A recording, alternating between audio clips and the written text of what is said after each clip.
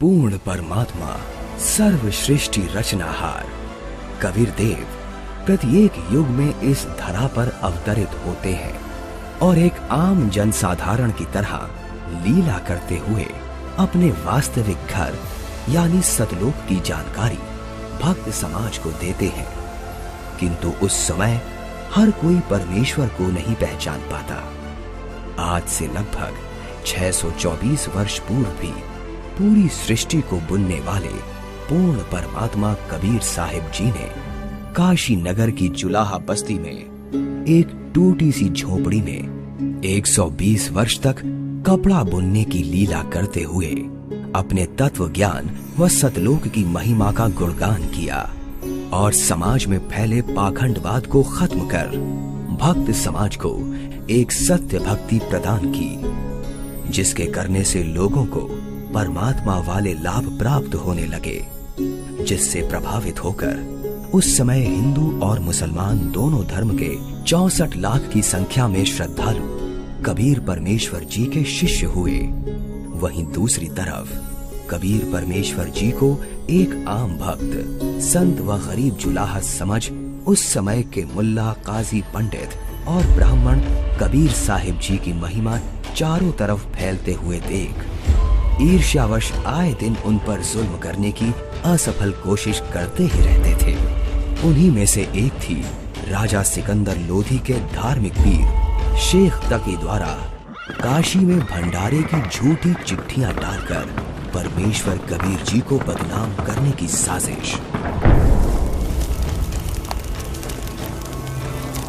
इस कबीर ने तो हम सभी का जीना हराम कर रखा है। हमने उसे मारने की कितनी बार कोशिश कर ली, लेकिन वो हर बार किसी न किसी तरह बच ही जाता है। अब नहीं बच पाएगा। अब की बार मैं ऐसा पैंतरा फेंकूंगा कि उसे काशी छोड़कर भागना ही पड़ेगा। ऐसा क्या सोचा है पीर जी? पास आओ।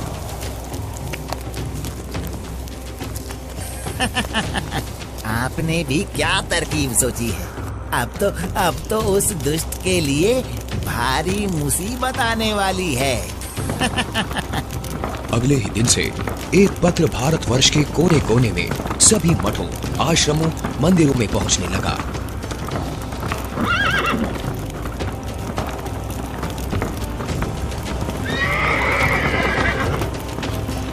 पत्र में लिखा था, मान्यवर कबीर सईद पुत्र नूर अली अंसारी, जुलाहों वाली कॉलोनी, काशी शहर में 3 दिन का धर्म भोजन भंडारा कर रहे हैं, जिसमें सर्व साधु संत आमंत्रित हैं।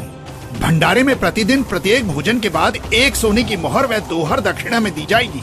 भोजन में लड्डू, जलेबी, हलवा, खीर, दही बड़े, मालपुए, रसगुल्ले आदि आदि सब मिष्ठान खाने को मिलेंगे और साथ में सूखा सीधा भी दिया जाएगा। सभी शिष्यों को बता दो, भंडारे में सभी को चलना है।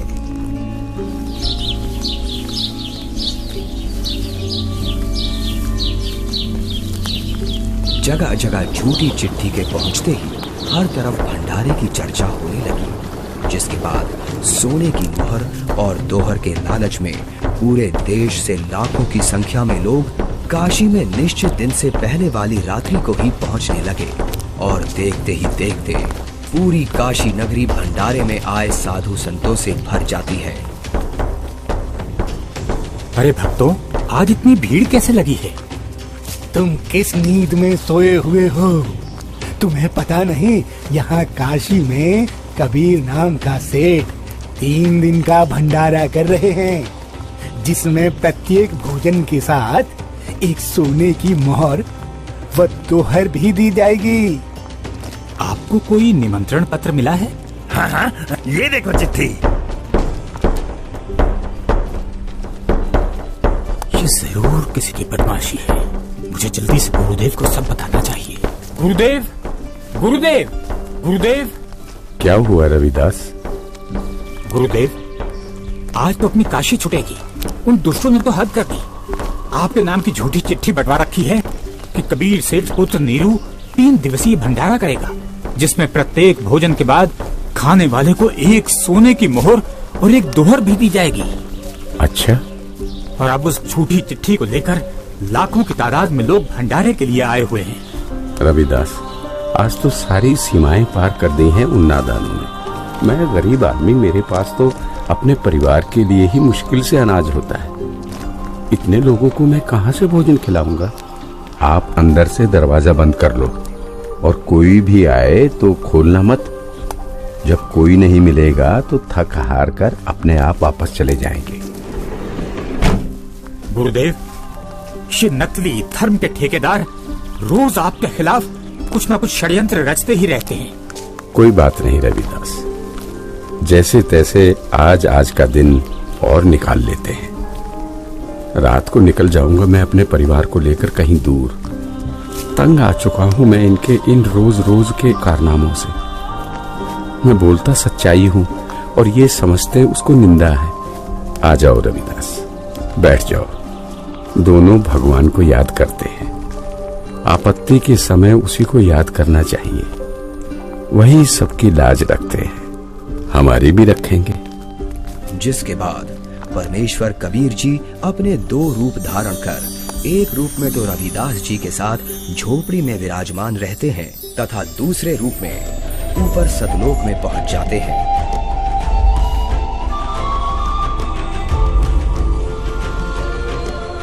जहां असंख्य बैल उनका इंतजार कर रहे होते हैं, जिनके ऊपर टंगे झोलों में भंडारे के लिए टेंट का सामान और पका पकाया भोजन, लड्डू, जलेबी, कचौड़ी, पकौड़ी सब लदा हुआ है। हे सृजनहार परमात्मा, जहाँ आप गए हो वो तो खाकी खंजूर स्थान है। वहाँ सारी उम्र लगे रहते हैं, फिर भी खाने को भोजन तक अच्छे से नसीब नहीं होता। आपके आदेश से हमने सब कुछ तैयार कर रखा है। परमेश्वर कबीर साहिब जी वहाँ खड़े अनंत कोटि बैलों में से केवल 9 लाख बैलों को और सेवादार रूप में वही की कुछ हंस आत्माओं को लेकर एक पल में सतलोक से चलकर काशी में प्रकट हो जाते हैं।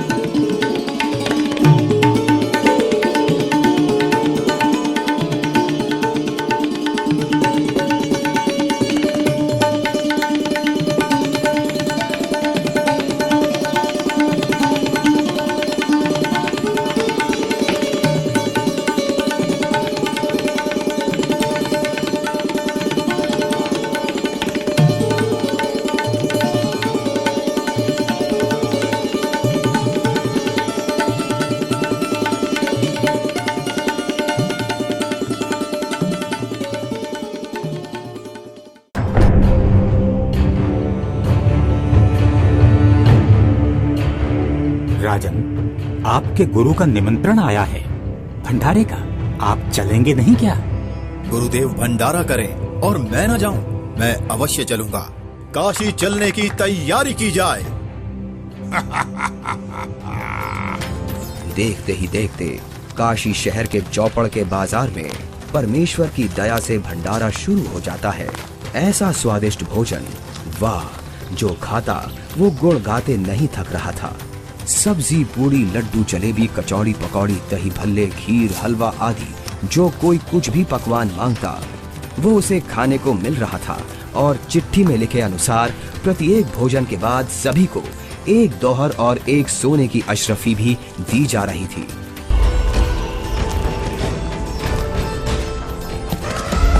उधर से दिल्ली के बादशाह सिकंदर लोधी भी, जो परमेश्वर कबीर जी का शिष्य हो चुका था, अपने धार्मिक पीर शेख तकी के साथ भंडारे में पहुंच जाता है। अरे, ये क्या हो रहा है? ये भंडारा कैसे चल रहा है? भंडारे में परमेश्वर कबीर साहिब जी की जय जयकार सुनकर जहां शेख तकी ने सोचा तो था कि कबीर अपनी झोपड़ी छोड़कर भाग गया होगा और लोग उसको गाली दे रहे होंगे, किंतु उसके विपरीत भंडारा चलते देख शेख तकी के तो तन बदन में आग लग गई। हे भक्तों, कबीर साहिब जी किधर हैं? कबीर साहिब जी का तो मालूम नहीं, किंतु उधर सफेद तंबू में एक व्यक्ति बैठा है। वही भंडारे की सारी व्यवस्था किए हुए है।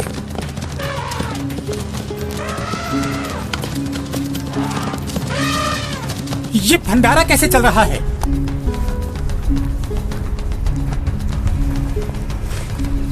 कौन है आप और कबीर जी से क्या नाता है आपका?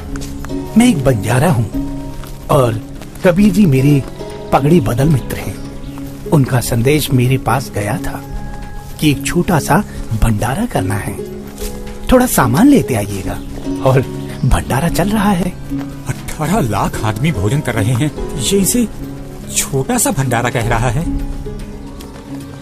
कबीर जी कहाँ हैं? वो क्यों नहीं आए? हे राजन, उनका दास जो बैठा है, उनको तकलीफ उठाने की क्या आवश्यकता? आप भोजन ग्रहण कीजिए। नहीं नहीं, भोजन भंडारा तो मैं गुरुदेव के दर्शनों परांत ही करूंगा।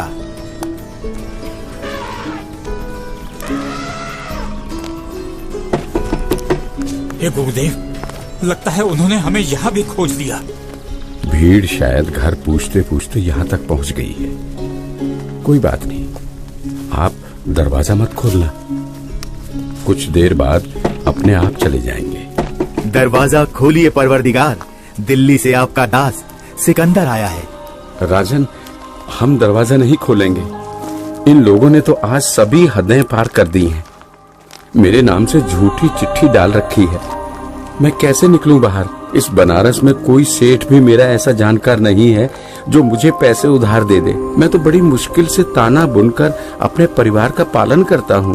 इन लोगों ने मेरा जीना मुश्किल कर दिया है। बस आज रात होने का इंतजार है राजन। रात होते ही मैं अपने परिवार को लेकर कहीं दूर चला जाऊंगा। है परवरदिगार, आप मुझे नहीं बहका सकते।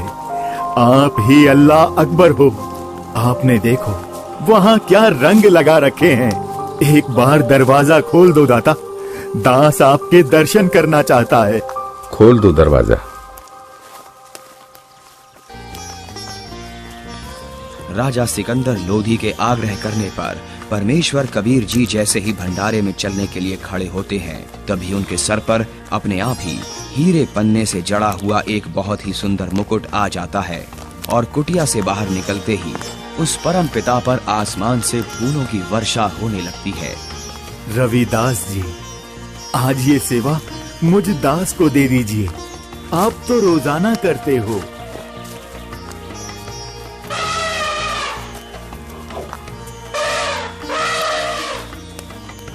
इनमें से कबीर जी कौन है? जिस पर बादशाह सिकंदर लोधी चवर कर रहे हैं, वही कबीर हैं। धन्य हो, भोजन है।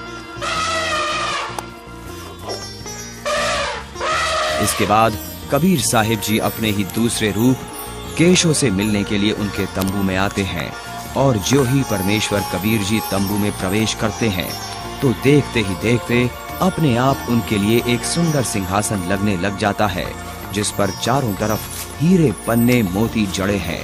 परमेश्वर कबीर साहिब जी आसन ग्रहण करते हैं।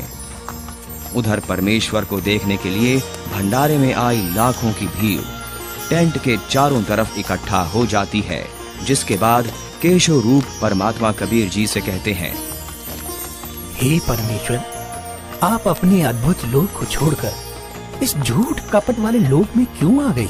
आप इनका भला सोचते हो, इनको अमृत भोजन खिला रहे हो और ये आप ही के विरुद्ध इकट्ठा हुए रहते हैं। केशव, सब लोग मैंने ही रचे हैं, सबका धारण पोषण मैं ही करता हूँ। तू मेरे दुख को नहीं जानता, ये सब मेरे बच्चे ही हैं। अपनी अज्ञानता से ये काल के जाल में फंसकर भयंकर कष्ट उठा रहे हैं और उसी काल के प्रभाव से ये आज मुझे अपना दुश्मन मान रहे हैं। मैं इनको सत भक्ति देकर वापस लेने के लिए आया हूँ।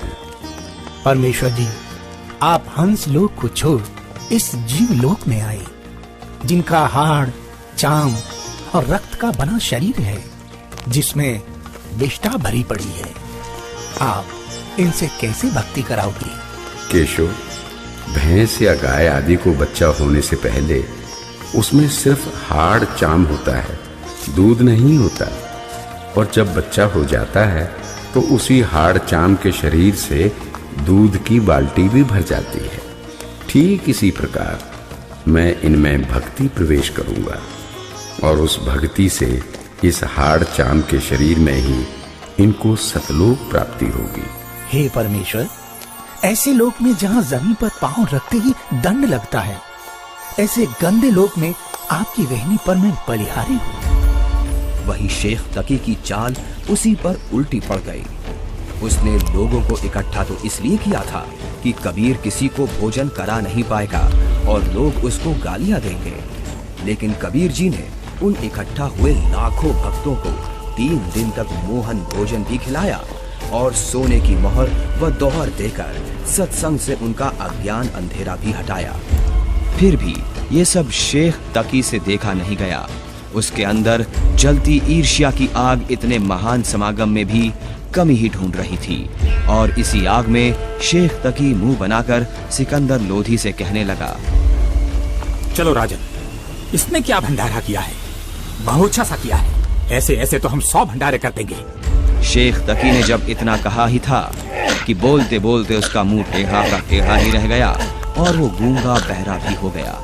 उसने कुल 52 बार कबीर साहिब जी पर जुल्म किए, परंतु ये उसके जीवन की आखिरी बकवाद थी जो उसने कबीर परमेश्वर जी के साथ की। 3 दिन तक समागम चला। तीसरे दिन सेवकों ने बचा हुआ सामान व टेंट आदि बैलों पर लाद दिया और चल पड़े।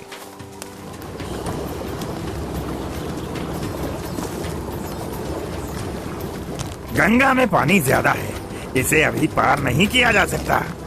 हाँ हाँ, अभी मत जाओ। बंजारे और बैल जैसे ही गंगा के किनारे पहुंचे तो गंगा का पानी एकदम कम हो जाता है और फिर सारे बैल निकल जाते हैं, जिसके बाद गंगा का पानी फिर से ओवरफ्लो होकर बहने लगता है, जिसे देख वहां खड़ी भीड़ आश्चर्यचकित रह जाती है। जाइए केशव, कहीं आपके बंजारे दूर ना निकल जाएं।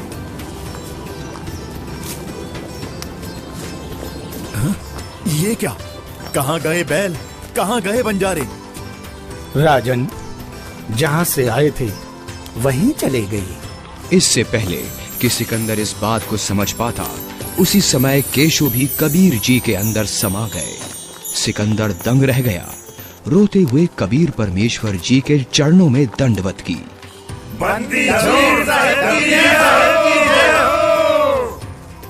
इस प्रकार परमेश्वर कबीर साहिब जी ने उन दुष्टों की इस साजिश को भी नाकाम करते हुए ये लीला की और भक्त समाज के सामने एक उदाहरण पेश किया कि चाहे कोई गरीब हो या अमीर, भगवान की भक्ति हर इंसान कर सकता है। जैसे मैंने कपड़ा बुनकर अपना व अपने परिवार का पेट पाला और भक्ति भी की, तो समय आने पर परमात्मा ने मेरी लाज भी रखी। उसी प्रकार आप भी मुझ पर यानी परमात्मा पर विश्वास करो और भक्ति करो। फिर देखना, जब कभी भी आपको मेरी आवश्यकता होगी तो मैं आगे खड़ा मिलूंगा। पर्वत पर्वत मैं फिरा, कारण अपने राम, राम सही के संत मिले, जिन सारे सब काम। सत साहिब।